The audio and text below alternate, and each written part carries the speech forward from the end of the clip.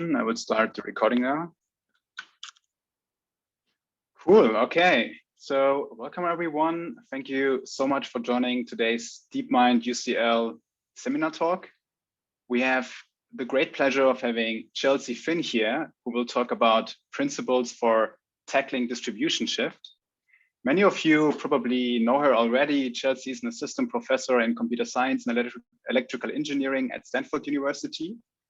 Her research interests lie in the capability of robots and other agents to develop broadly intelligent behavior through learning and interaction. To this end, her work has included deep learning algorithms for concurrently learning visual perception and control in robotic manipulation skills, inverse reinforcement methods for scalable acquisition of nonlinear reward functions, and meta-learning algorithms that can enable fast few-shot adaptation in both visual perception and deep reinforcement learning. She received her bachelor's degree in electrical engineering and computer science at MIT and her PhD in computer science at UC Berkeley. And she's a co-author of many popular papers such as model agnostic meta-learning for fast adaptation of deep networks, end-to-end training of deep visual motor policies, and unsupervised learning for physical interaction through video prediction. Today, she will talk about her most recent research focus, and I'm thrilled to have her here. If you have questions, we would like you to unmute yourself this time rather than posting them into the chat. And now please welcome Chelsea.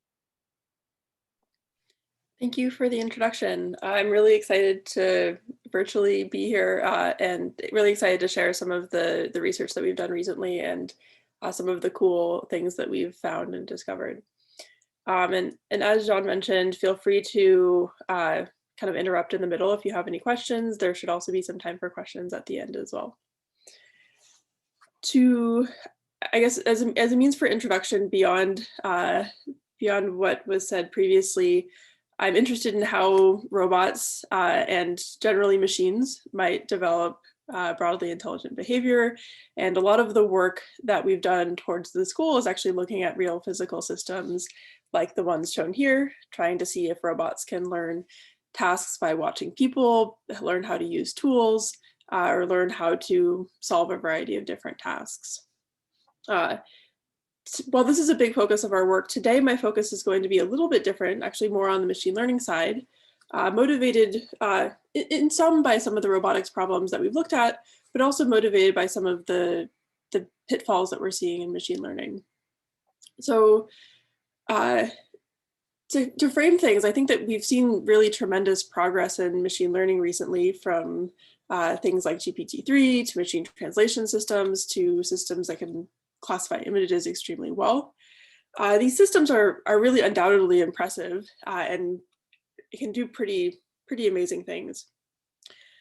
However, these systems also really start to fall apart when you move them away from the training data distribution. These systems essentially make this really core assumption that our training distribution is going to be the same as our test distribution. And unfortunately, this distribution often doesn't hold in real world applications. And I really think that actually building systems that can be robust and move beyond this core assumption will kind of be one of the next frontiers of machine learning research. So why should we care about distribution shift? I'll give a few examples of what can go wrong if you try to deploy a model amidst distribution shift and really the failure cases that come up.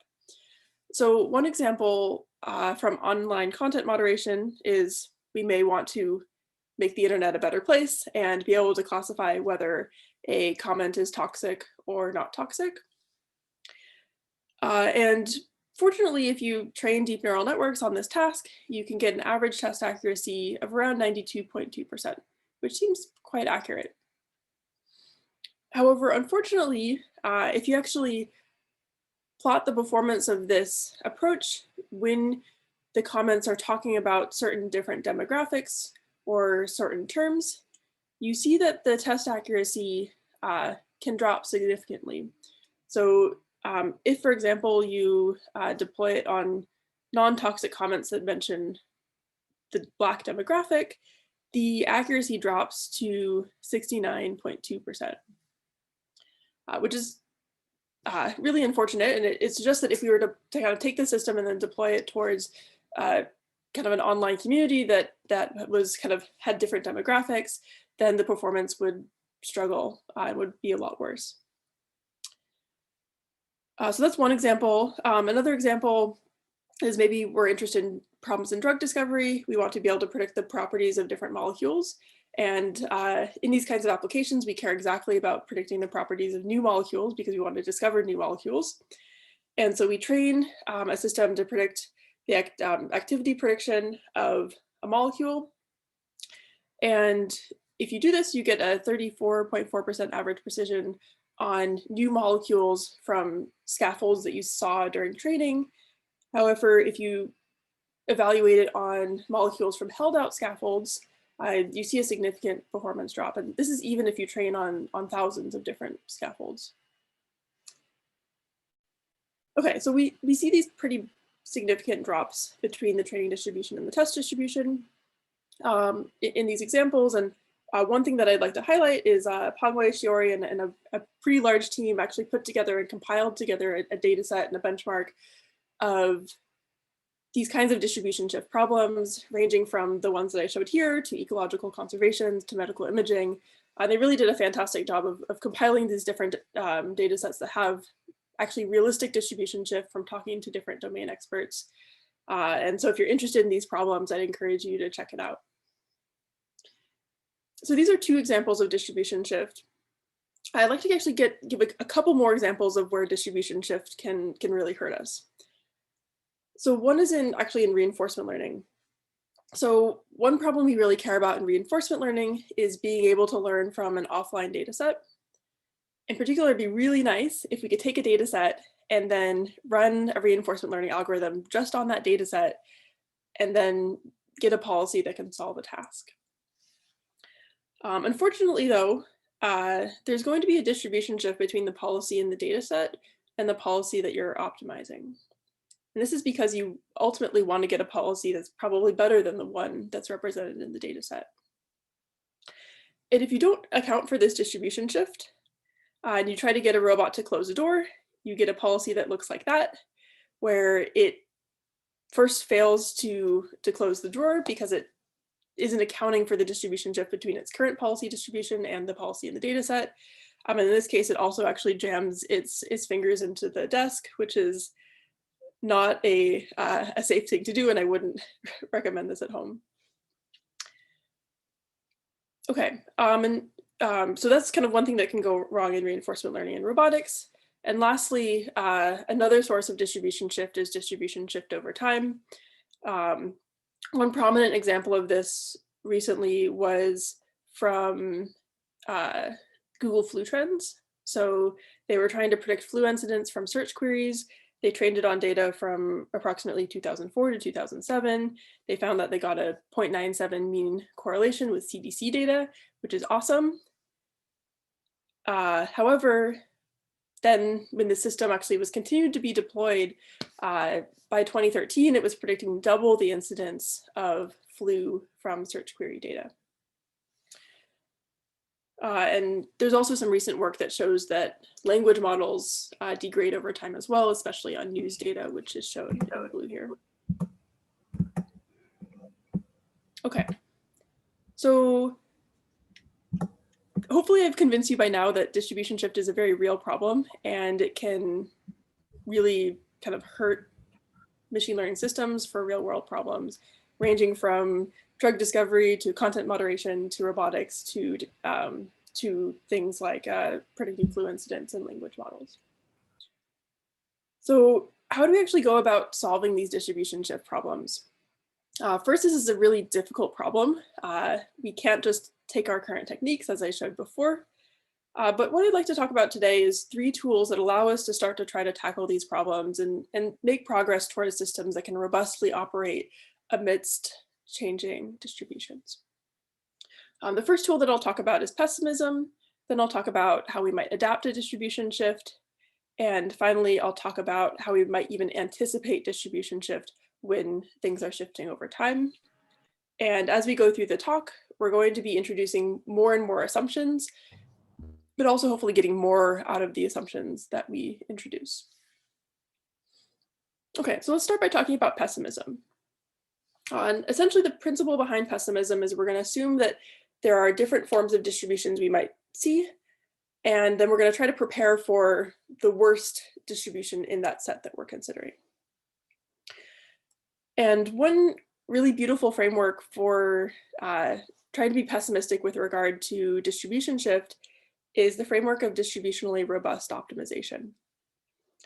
And essentially, the key idea behind this framework is to optimize not for the average loss function, but over your data distribution P, but instead to consider an uncertainty set over the distributions that you might see at test time. This uncertainty set is represented by U, and then optimize for the distribution in that set for which your model is performing the worst. So that's where this supremum comes in. Okay, so this is, I think, I really like this framework because it's very general and it allows you to think very crisply about different forms of distribution shift for different choices of U. It also comes with really nice theoretical guarantees as well. And in terms of thinking about how you might instantiate this, adversarial training can be seen as a special case of this for a certain choice of uncertainty set. However, we've seen that adversarial training doesn't prepare the model for natural shifts in the data distribution.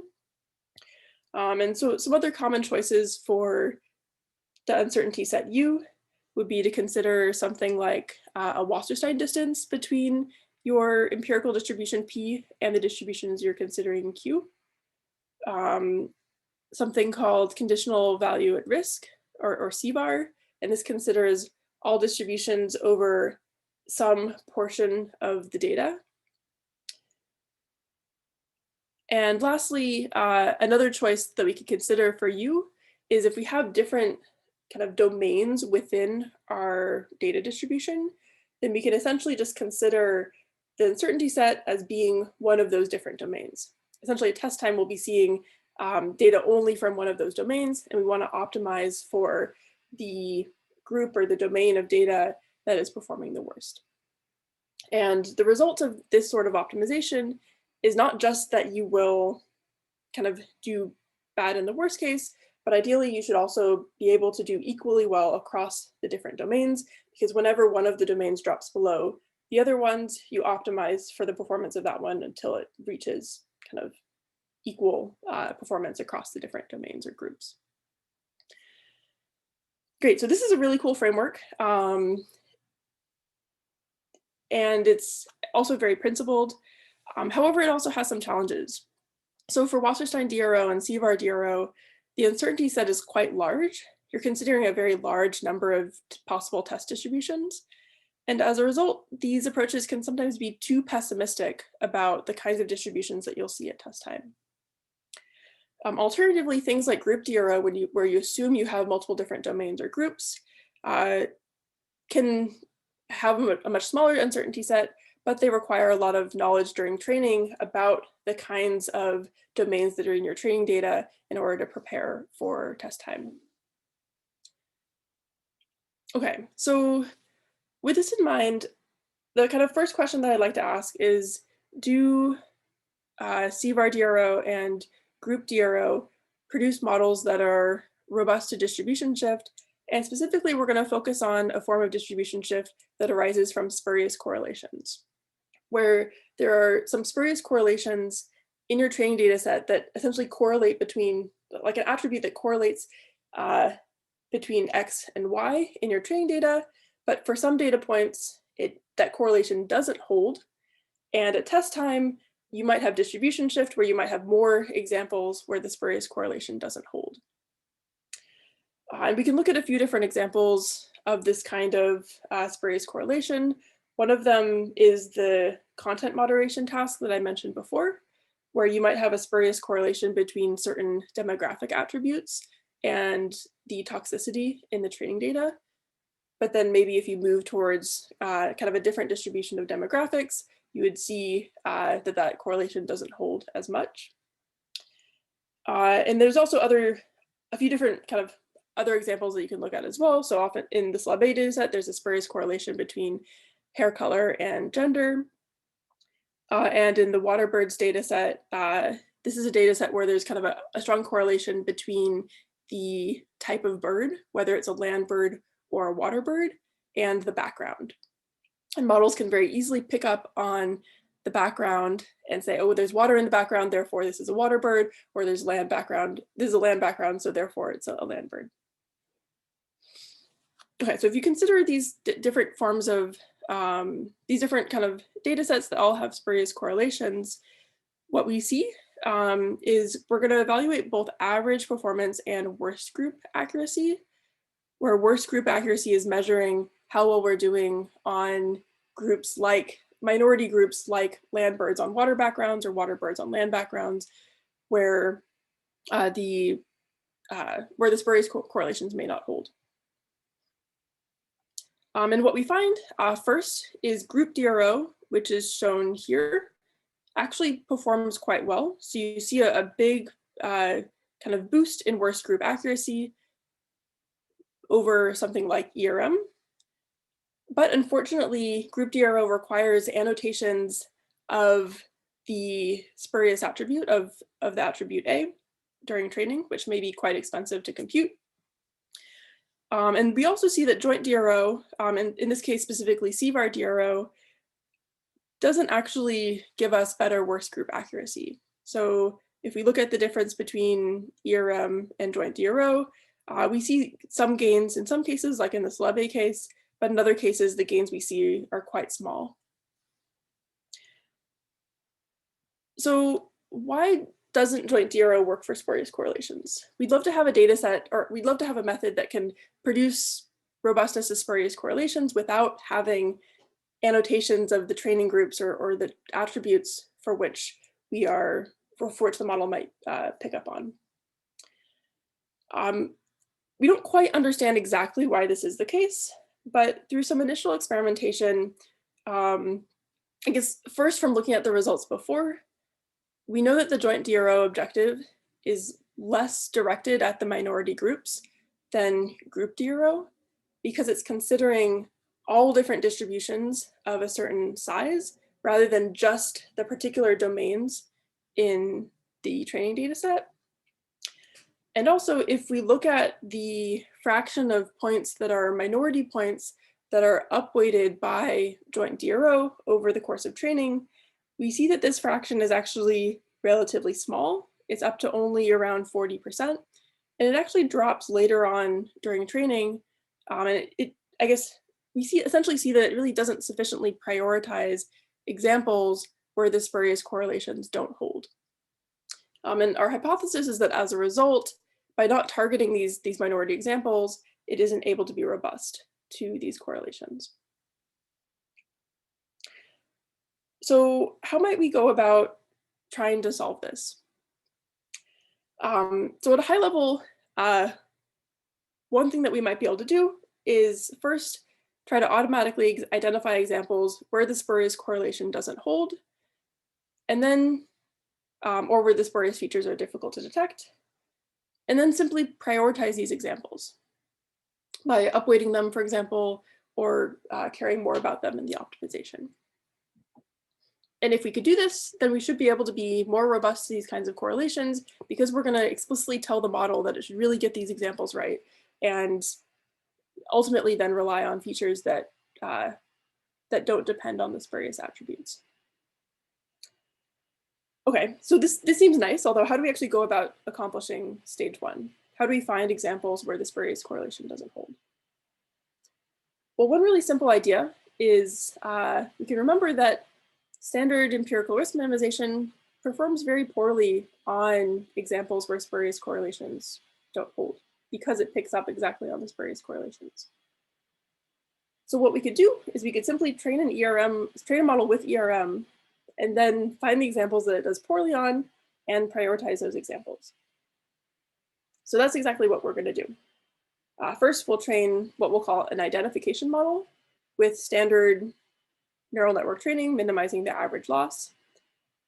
Then we'll compute an error set, which is the examples that GPhi misclassifies. the examples for which the output of GPHI doesn't equal the label.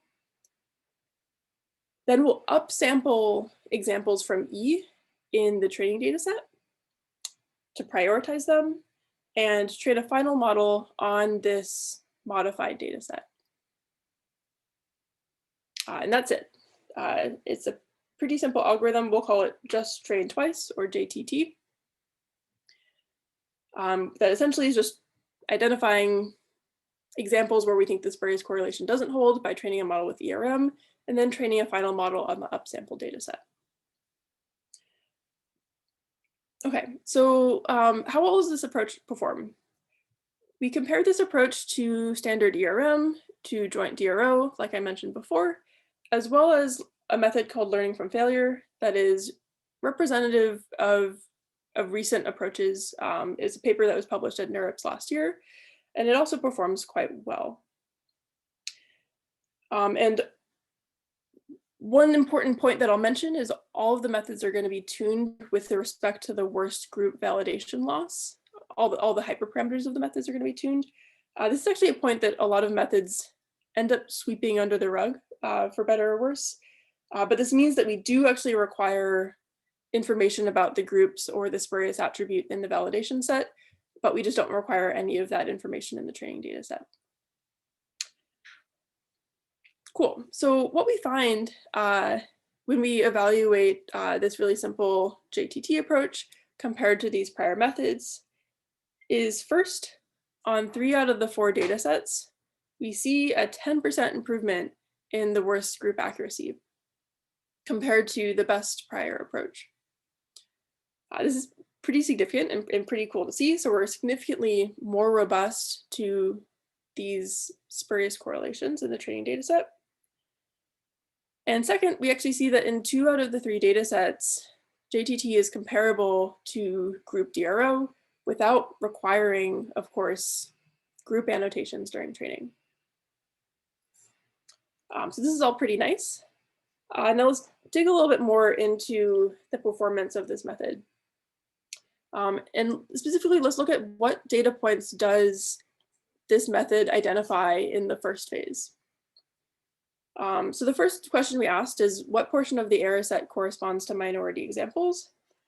And we find, if we compare the number of examples, examples in the error set that are minority, and compare that to the empirical rate, we see that there is a much higher rate of minority points in the error set compared to the empirical distribution, with one exception of Celebe, which is a bit different because of our definition of minority, but you can, if you actually dig into it more, you actually see that it is upweighting points from the smallest minority group at a much higher rate than the empirical rate. And then lastly, we want to look at, what if we take the error set that we identified and remove majority points or minority points from the error set? And what we find, interestingly, is this plot in blue is showing the performance with this standard error set and upsample set. And if you take the minority examples and you remove those from that set, we actually see that the performance drops. And of course, we also see that performance drops if you remove the minority examples. But the performance of this orange bar was actually pretty surprising to us, because we thought that if you just upsample the minority examples and ignore all the majority examples in the data set, then you should be able to do probably better or as well as the original error set. And so if we dig into this a little bit more and actually try to visualize the majority data points that it is upweighting, so specifically we can look at in the waterbirds data set, we can look at the majority points that have a water bird on a water background.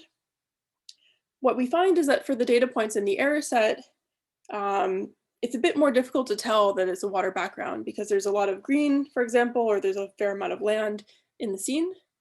Whereas for data sets that are, for examples that are not in the error set, it's a lot more obvious that it's a water background. And so essentially, it's not only identifying points that are kind of labeled as minority data points, but it's also identifying data points for which the spurious attribute is a lot more ambiguous. because there's, for example, both water and land. And we found this to be kind of pretty interesting and pretty cool. Okay, so the takeaway here is that we can achieve robustness of spurious correlations by prioritizing data points for which an ERM model performs poorly on. And then before I wrap up this section on pessimism, one quick aside is, what about pessimism for distribution shift and reinforcement learning? In many ways, this has actually been explored extensively in the robust control literature, for example. But if we specifically look at the case of policy distribution shift in offline reinforcement learning, we can actually very directly apply the idea of pessimism to this problem. And the basic idea is, in reinforcement learning, in this problem, we can just try to, when training a policy, try to avoid visiting out of distribution states and out of distribution actions, and just try to stay on the manifold of states and actions that are represented in the data set. And in this sense, reinforcement learning is actually easier than supervised learning, because this isn't something that you can do in supervised learning. But when you actually have control over your data distribution, you can actually, be pessimistic with regard to the kinds of states that you haven't seen, and try to stay to the kinds of states and actions for which you know what to do. And if you look at some of the recent methods, and actually some of the recent state-of-the-art methods for offline reinforcement learning, all of them integrate pessimism in some way. For example, the CQL algorithm minimizes the Q function on out of distribution actions. The MOPO algorithm adds a reward penalty based on model uncertainty. And the combo algorithm minimizes the Q function on out of distribution states and actions. Okay, and lastly, the other thing that's pretty nice about all these algorithms is they come with actually theoretical guarantees for how well you can expect them to perform. Cool, and then one last aside about pessimism and reinforcement learning and exactly how this might work. What you can do and with these sorts of algorithms is, given a data set, label 200 images in the data set as the drawer being open versus closed, train a classifier using those images, and this classifier will be used for the reward function. In this case, we're doing things from images, so we're going to train a sequential latent variable model to get a compact state space from images. And then finally, if you run an algorithm like MOPO in the latent space, then you can get a policy from this offline data set that accounts for the distribution shift between the data set and the policy that you're optimizing. And in contrast to the video that I showed before, where the robot kind of unsuccessfully closed the drawer, we can get a policy that can successfully close the drawer, even though the only data that it has with this was this previous offline data set, rather than any online interaction. And this policy achieves a 76% success rate. Okay, so I talked a lot about pessimism, and kind of, in my mind, the intermediate takeaways here is that pessimism is a really powerful tool for addressing spurious correlations and policy distribution shift. It really makes only a few assumptions about the kinds of distribution shift that you'll have and what you know about that distribution shift. And it's also often possible to analyze theoretically. So I think this is a really useful tool for tackling different forms of distribution shift. Now let's talk a bit about adaptation. And the motivation behind adaptation actually stems directly from some of the failure cases of pessimism. So let's look at a very simple example where you want to learn a binary classifier between the pluses and the circles. If you have one data distribution that looks something like this, and then your distribution changes a bit to look like this, then it turns out that a robust approach that tries to be robust to distribution shift, simply won't be able to solve a problem like this, even though it's just a really simple form of distribution shift. And the way that you can see this is if you plot the points on top of each other. Robust approaches try to learn just a single classifier that is robust to the shift. And if you try to learn a single decision boundary, it won't be able to distinguish the different data points. However, if we see enough groups during training time and see some unlabeled data points from our distribution at test time, then what we can do is, given those unlabeled data points, like these 5 data points shown here, we can very quickly identify how the distribution has changed and ultimately give the correct decision boundary for that part of the distribution. Okay, so this is making a couple more assumptions than what we saw during pessimism. So we're going to assume that we have different groups during training that can allow us to identify how the distribution shifts. And we're also going to assume that we can see some unlabeled data points at test time in order to adapt our decision boundary. One other simple example where adaptation can come up is something called Simpsons Paradox, where which essentially shows that there are examples where the trend of a data set can change or even completely reverse if you consider different parts of the subpopulation. Whereas if you consider the kind of trends as a whole and don't adapt, for example, then you get a very different trend. Okay, so how might we design algorithms for adapting instead of trying to be robust?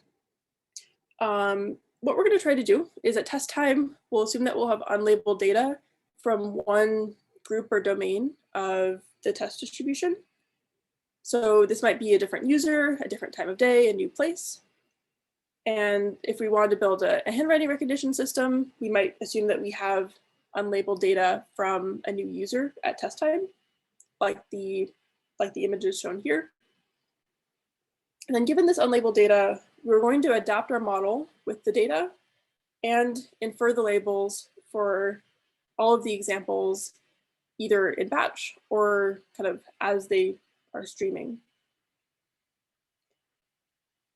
So like I mentioned before, we have this assumption that the test inputs from one group are going to be available at test time, either in batch or streaming. And then at training time, what we can do is, if we have training data that's separated out into groups, we can actually train for this form of adaptation to unlabeled data from that group. So what this looks like is we first construct these different sub-distributions of the training data, potentially by deriving them from metadata. And then we train a model to adapt to those sub-distributions from unlabeled data. And we can solve this latter part with different meta-learning kinds of approaches. So we can use a meta-learning algorithm like MAML, but with a learned loss in order to adapt to unlabeled data points. So we take the unlabeled data points and adapt with gradient descent on a learned loss function in order to get a new network theta prime. And then we train the model such that the learned loss function and the initial parameters of this model yield a adapted model that can effectively classify the data points.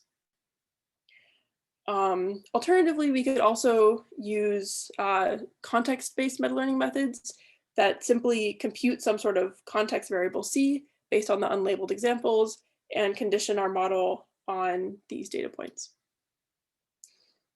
In the simplest case, you can actually have this context variable C be the batch norm statistics, where you essentially compute the batch norm statistics on these data points from your new domain, and then use these statistics at test time when normalizing different layers of your network. And this is a bit different than standard batch norm, because in standard batch norm, you want to have your batches be uncorrelated, whereas here you're specifically correlating your batches in the same way that you'll see at test time. Okay, so how does this approach work? We'll compare to standard empirical risk minimization. We'll compare to a DRO approach. In this case, this will be group DRO. Then we'll also compare to an upweighting baseline that essentially upweights the groups, the uniform distribution if they're imbalanced. And then finally, we'll compare these approaches that try to adapt to the distribution, adapting with a context variable, adapting with the batch norm statistics, or adapting with a learned loss function. Okay, and if we look at the extended MNIST classification that I mentioned before, where you have data from different users, and we want to adapt to a new user with only unlabeled data from that user. We find that these kinds of methods that specifically adapt to the distribution see a 5% improvement in average accuracy and a 10% improvement in worst case accuracy, indicating that they're much more robust to this change in user. And if you specifically look at how these methods perform, we can look at a qualitative example where we're given an image that looks like this. If you pass this into a model trained with ERM, it predicts a 2. However, if you give it the context of other unlabeled data from that user, if you give it only the context of these 2 examples, a model will still only predict 2. However, if you give it the context of all 50 of these examples, it will correctly predict that this is an A. And the reason that it can do this is it can look at examples like this one that show that the user writes a 2 in a different way from this example right here, and then infer the correct label. Okay, and then lastly, we also looked at a few different experimental settings. One other one that I'll highlight is CFAR-C and Tiny ImageNet-C, where we're going to be considering the ability to adapt to new image corruptions. We're going to train this using 56 corruptions and then test using 22 disjoint corruptions. And on these data sets, we see a 3 to 10% improvement in average accuracy and a 8 to 21% improvement in worst case accuracy, showing that we're considerably more robust to these kinds of corruptions, including the worst corruption or the most difficult corruption. Okay, so the takeaway here is that a small amount of unlabeled data can provide some leverage for distribution shift. I had some slides on adapting without training groups, but I think I'm going to skip this for the sake of time so that we can get to the last part. So the takeaway here is that a small amount of data can provide a large amount of leverage, at least in some of the cases that we studied. Now I want to talk a bit about how we might actually go beyond adaptation and actually try to anticipate distribution shift. And the specific assumption that we'll be looking at here is that the distribution is going to be changing over time. And we want to be able to account for that. And because we know it's changing over time, we have a bit more leverage than in settings where it might be changing in other ways. Okay, and in particular, we're going to look at this in the context of a reinforcement learning setting where things are changing across the course of the reinforcement learning process or across the course of the lifetime of the agent. As always, when studying a new setting, it's worthwhile to think about whether prior works cover this kind of setting before. So one framework that certainly covers this is the framework of partially observable MDPs, which kind of covers a sort of continuous shifts. But it's also a very general framework, and it's difficult to provide tractable solutions that solve this very general problem. So we want to provide a formulation that's a bit more specific and such that we can get solutions that solve it. Separately, there's also the Bayes adaptive MDP and the hidden parameter MDP. And these formulations have hidden parameters underlying the transitions and rewards, but they assume that these hidden parameters are stationary across the course of the agent's lifetime. So this isn't able to cover kind of distribution shift over time over the course of the lifetime of the agent.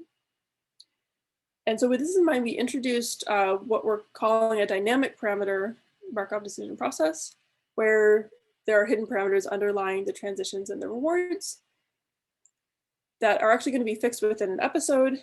And these parameters are going to systematically shift across episodes or across the lifetime of the agent.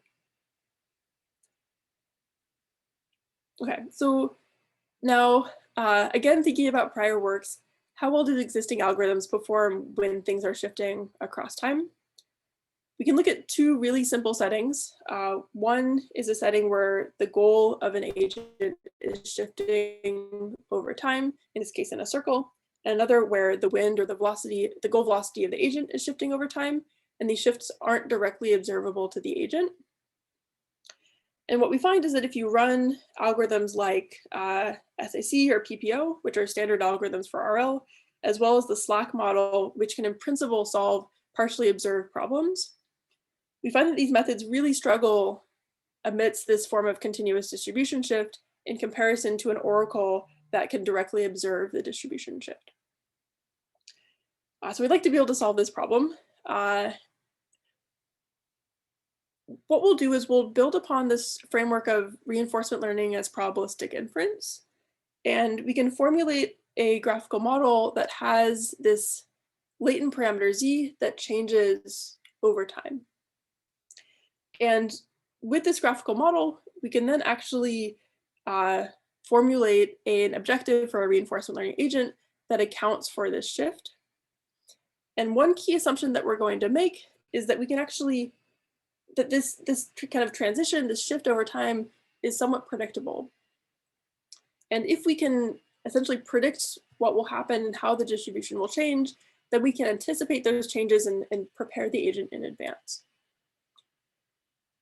So the resulting objective for this graphical model is we can lower bound the likelihood of the graphical model with an expression like this.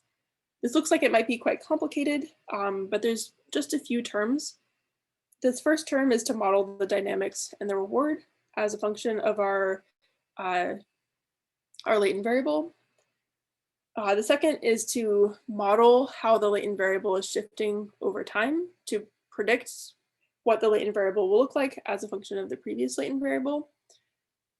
And the last term just corresponds to entropy regularized reinforcement learning, where our policy is conditioned on our expectation for what the distribution looks like at the current episode. Cool. So yeah, so this is our objective, and we can optimize this with tools from amortized variational inference. And we'll refer to the underlying algorithm as lifelong latent actor critic, or LILAC. And if we take the two settings that we showed before, where we found that algorithms were performing very poorly, we can see that this approach performs significantly better than these prior methods by nature of accounting for the distribution shift and predicting that distribution shift forward. Further, we can look at more challenging settings where we have, for example, this quadruped robot with a continuously varying payload and a 2D world with continuously varying wind, and in this case, actually no resets. So it's a kind of a fully continuous, lifelong reinforcement learning system. In these cases, we also find that this approach is able to do significantly better than prior reinforcement learning methods. So the takeaway here is that by modeling and anticipating how the distribution is going to shift over time, we can develop algorithms that can effectively learn amidst this non-stationarity.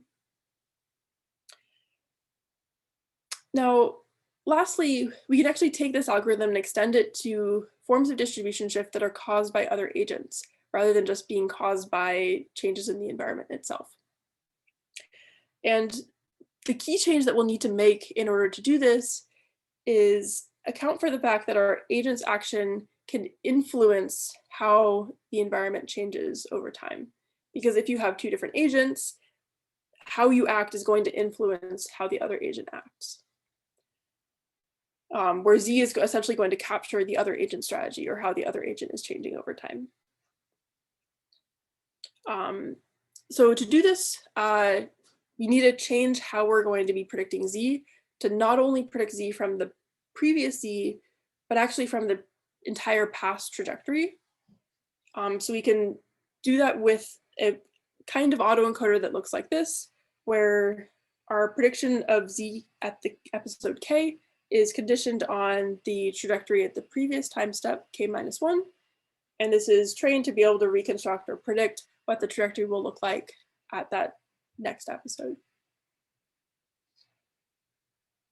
Okay, so that's how we learn the representation. The policy will be conditioned on our latent representation of the other agent. And then this is kind of the learning part where we learn this representation and do reinforcement learning. And then we use this learned representation and this learned policy to first predict the strategy of the other agent at the current episode, and then condition our policy on that latent strategy of the other agent. And after that interaction at the next time step, we kind of repeatedly predict what the next interaction will be with that agent, and so on and so forth, where we alternate between predicting the strategy of the other agent and conditioning our policy on that strategy. Okay, and then the overall objective for this is we can either maximize rewards within an interaction to anticipate the change and adapt to the change of the other agent. However, if we actually maximize rewards across interactions, we can also optimize for a policy that tries to influence the distribution shift and influence how the other agent will change. Okay, so we applied this algorithm to a number of different domains, including to a real robot playing air hockey, trying to block shots by another robot. And in particular, this other robot will change its strategy over time based on the strategy of the agent that we control on the left. And in particular, it will change it based on whether or not our agent blocked to the left or blocked to the right. And if it blocked to the right, for example, then at the next time step, the other agent will shoot left, and vice versa. And what we find is with the approach that I mentioned before, which we'll call Lily, after 2 hours of training, it's able to more successfully kind of block the agent, although it isn't a perfect policy at this point. And then after 4 hours of training, it's able to successfully anticipate where the other agent is going to shoot and block the shot successfully. And then if we actually plot quantitatively what this looks like, we see that first, this approach is able to do significantly better than a vanilla reinforcement learning agent, soft actor critic. When you optimize for performance within or across interactions, you don't see any difference in success rate in this case. However, if you reward the agent for encouraging the opponent to shoot right more often, or actually shoot left more often, then you actually get a difference between these two optimizations. What you can see is that you can actually influence where the other agent strikes to strike left more often than right, compared to if you only optimize within interactions, you'll get a more even distribution. Okay, so kind of the takeaways here is that by anticipating distribution over shift over time, we can essentially get ahead of the shift in environments that change in a predictable way. And in some cases, we can even influence how the distribution shift changes over time to influence it, for example, towards shooting to the left. Okay, so I guess to summarize, I talked about 3 tools for tackling distribution shift: pessimism, adaptation, and anticipation. And as you move forward, you're kind of introducing more assumptions about how the distribution shift is going to happen and what you know about it. And in each case, we found that we're able to be actually fairly robust to distribution shift in contrast to standard machine learning techniques.